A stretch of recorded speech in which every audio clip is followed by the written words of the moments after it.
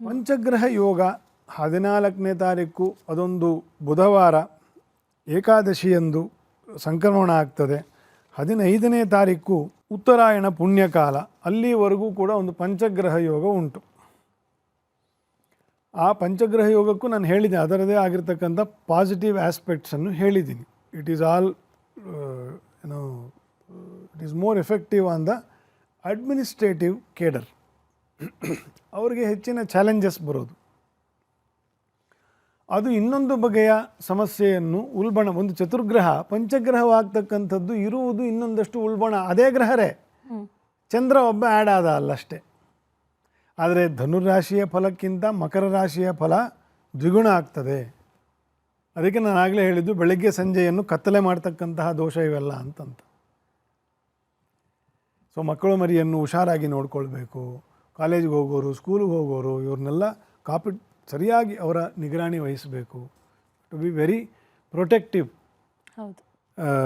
ಅಂತಾನೂ ವೈಯಕ್ತಿಕ ಇದರಲ್ಲಿ ಅರ್ಥ ಬರ್ತದೆ.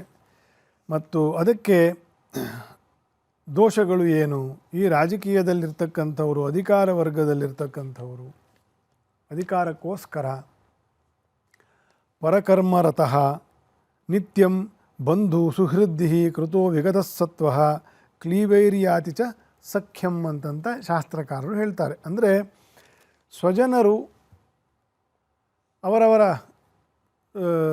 ಕುಟುಂಬದವರು, ಅವರವರ ಮಿತ್ರರು, ಸ್ವಬಂಧುಗಳು, ಇವರೇ ಅವರ ಧನವನ್ನು, ಅವರ ಅಧಿಕಾರವನ್ನು ಅಪಹಾರ ಮಾಡೋದು, ಅವರನ್ನು ನಿರ್ಗತಿಕರನ್ನಾಗಿ ಮಾಡೋದು, ಮನೆಯಲ್ಲಿರ್ತಕ್ಕಂತಹ ಹಿರಿಯರನ್ನು ನಿರ್ಗತಿಕರನ್ನು ಆಗಿ ಮಾಡಿ ಅವರ ದುಡ್ಡು ಕಾಸುಗಳನ್ನು ಇವರು ಅಪಹಾರ ಮಾಡ್ತಕ್ಕಂತಹ ದುಷ್ಟ ಪ್ರವೃತ್ತಿ, ಅಧಿಕಾರದಲ್ಲಿ ಇರ್ತಕ್ಕಂಥವರ ಅಧಿಕಾರವನ್ನು ಕಿತ್ತುಕೊಂಡು ಅದನ್ನು ತಾವು ಅನುಭವಿಸ್ತಕ್ಕಂತಹ ಒಂದು ಪ್ರವೃತ್ತಿ, ಇದೆಲ್ಲ ಹೆಚ್ಚಾಗ್ತದೆ. ಸೊ ಇದು ಆಡಳಿತ ವರ್ಗದಲ್ಲೂ ನಡೀತದೆ, ಅದನ್ನೂ ಹತ್ತಿಕ್ಕಬೇಕು ಅವರು. ರಾಜ್ಯ ಸರ್ಕಾರವಿರಲಿ, ನಮಗೆ ಸ್ಟೇಟಲ್ಲಿ ಗೊತ್ತೇ ಆಗಿದೆ, ಕಳೆದ ಎಷ್ಟೊಂದು ತಿಂಗಳುಗಳಿಂದ ಬರೀ ಅಧಿಕಾರವನ್ನು ಹೇಗೆ ಕಿತ್ತುಕೊಳ್ಳಿ, ಹೇಗೆ ಕೊಡದೇ ಇರಲಿ ಅನ್ನೋದ್ರ ಬಗ್ಗೆನೇ ಚರ್ಚೆ ಆಗ್ತಾ ಇರೋದು. ತಿಕ್ಕಾಟ ಅದು ಇನ್ನು ಪ್ರಕೋಪಕ್ಕೆ ಹೋಗ್ತದೆ. ವೈಯಕ್ತಿಕವಾಗಿಯೂ ಮನೆ, ಕುಟುಂಬ, ಆಫೀಸು, ಕೆಲಸ, ಉದ್ಯೋಗದಲ್ಲೂ ಈ ರೀತಿಯ ಒಂದು ದೋಷಗಳಿಗೆ ಅಪಹಾರ ದೋಷಗಳು ಅಂತ, ಚೋರ ದೋಷಗಳು ಅಂತ. ಚೋರ ಅಂತಂದರೆ ಯಾರ್ದೋ ವಸ್ತು ಯಾರೋ ಕದ್ಕೊಂಡೇ ಹೋಗಬೇಕಂತಲ್ಲ. ಚೋರತನದ ಯಾವ್ದು ಬೇಕಾದ್ರೂ ಚೋರತನ ಮಾಡಬಹುದು, ಯಾವುದೇ ರೂಪದಲ್ಲಿ. ಅದಕ್ಕೆ ಪಂಚಗ್ರಹ ಯೋಗವನ್ನು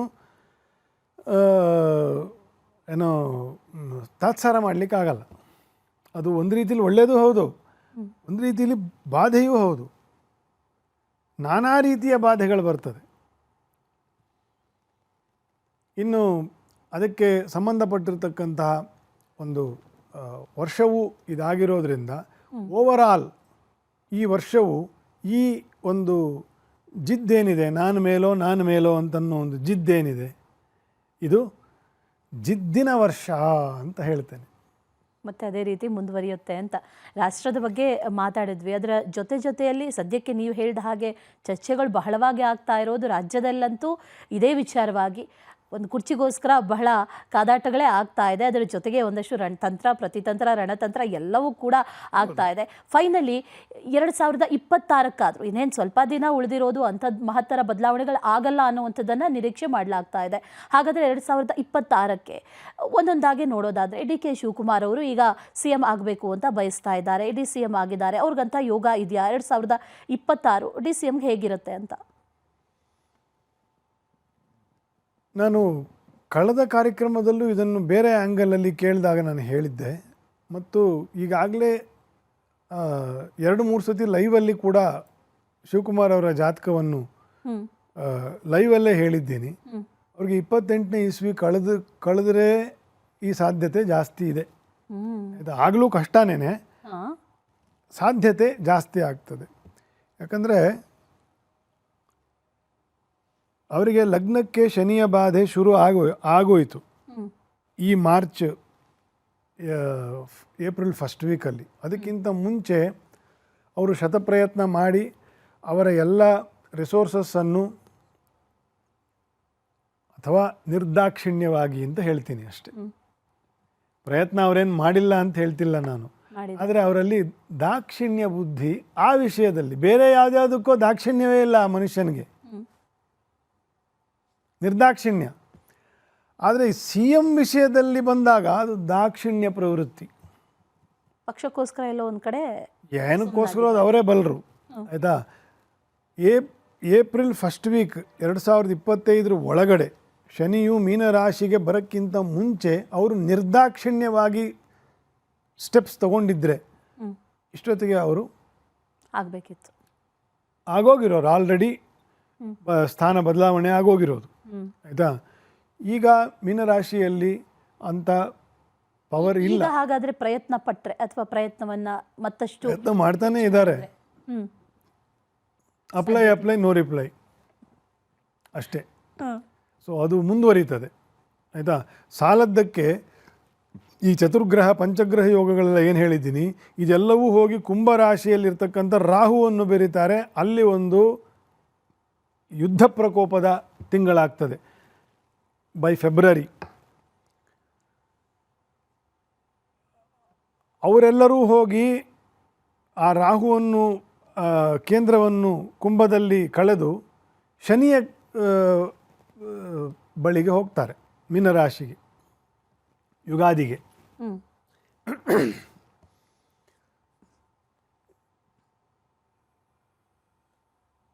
ವಿಷ ಕೊಟ್ಟಾದರೂ ಪರವಾಗಿಲ್ಲ ಅಥವಾ ವಿಷ ಕುಡಿದಾದರೂ ಪರವಾಗಿಲ್ಲ. ಆಯಿತಾ, ನಾನು ಬೀದಿಯಲ್ಲಿ ರಗಳೆ ಮಾಡೋನೆ, ಬೀದಿಯಲ್ಲಿ ಹೊಡೆದಾಟ ಮಾಡೋನೆ ಅಂತನ್ನೋ ಪ್ರವೃತ್ತಿ ಜಾಸ್ತಿ ಆಗುತ್ತೆ.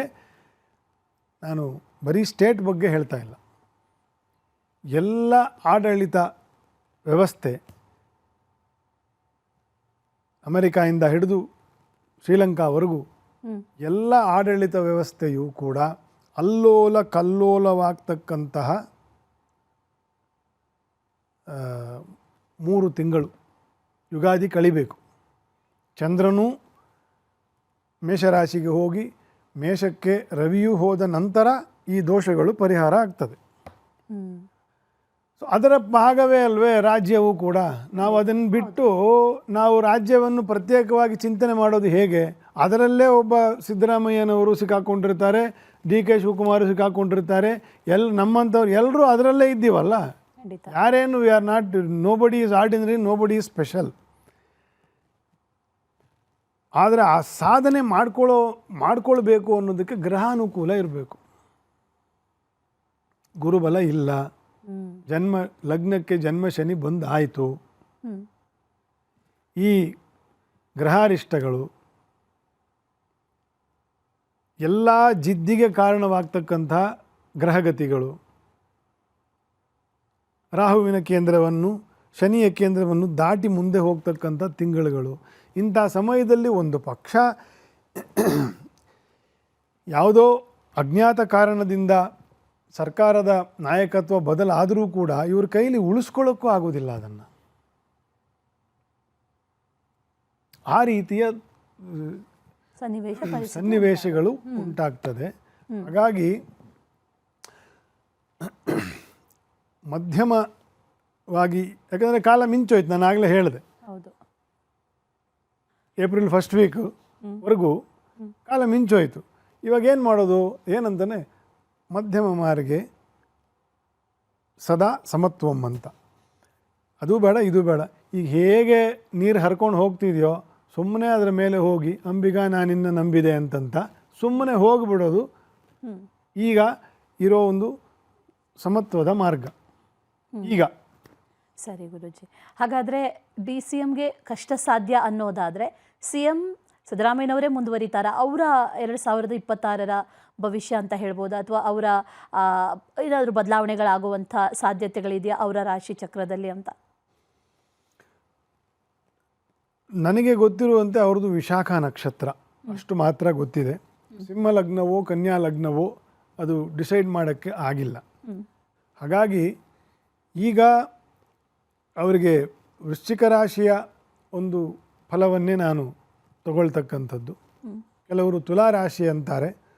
ಆದರೆ ವೃಶ್ಚಿಕ ರಾಶಿಯು 3ನೇ ಪಾದ ಅಥವಾ 4ನೇ ಪಾದದಲ್ಲಿ ಸಿದ್ದರಾಮಯ್ಯನವರದ್ದು ನಕ್ಷತ್ರವು. ಇವರಿಗೆ ಗುರುವಿನ ಜಾತಕದಲ್ಲೇ ಗುರುವಿನ ಅನುಕೂಲ, ಗುರುಚಂದ್ರರ ಯೋಗ ಇರತಕ್ಕಂತಹ ಒಂದು ಯೋಗ. ಅದು ಭಾಳ ಬ್ಯೂಟಿಫುಲ್ ಯೋಗಗಳಲ್ಲಿ ಒಂದದು.